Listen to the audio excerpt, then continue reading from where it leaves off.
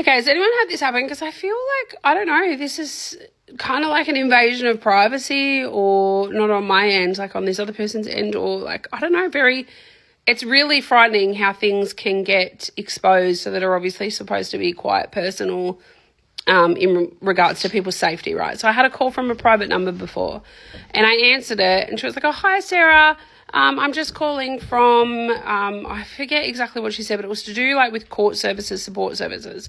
And I was like, oh, hi, how you going? And I thought it might have been a follow-up because we had recently just finalised, the last year and a bit had been trying to, well, police prosecution had been trying to get a AVO, DVO, whatever they're called now, for Munro from her dad's girlfriend, right? So we'd linked in with court services and that's what I thought it was to do with. And I thought it was just to follow up from the aftermath of everything. And she's like, I'm just calling about your upcoming court case. And I was like, what? Wait, what court case? She's like, oh, the upcoming one that you've got with such and such. She said this guy's name and I couldn't recognise this name. And I was like, wait, who?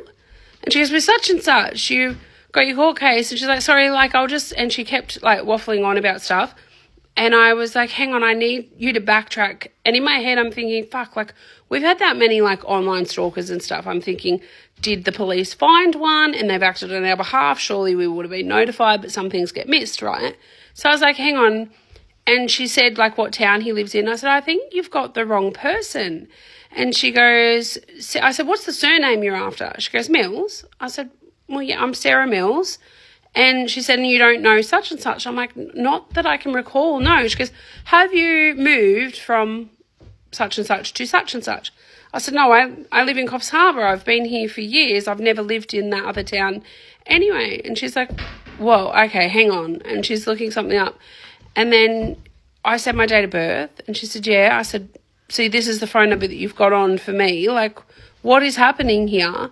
And then she said, what's your middle name? And I said my middle name. And she goes, oh, there was like told me the other person's middle name.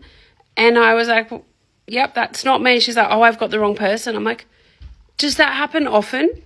Like you were just going to give me like personal court details for this person that's going through something and I've got personal information of this person now on both sides.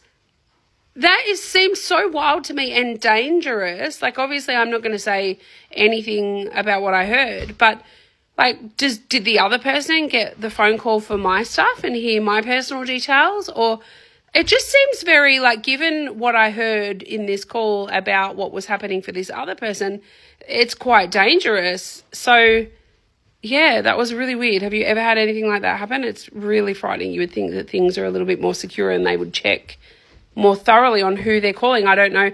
Apparently police have just put my details in as this person. So, like, obviously it's on the police end's fault, but what the fuck?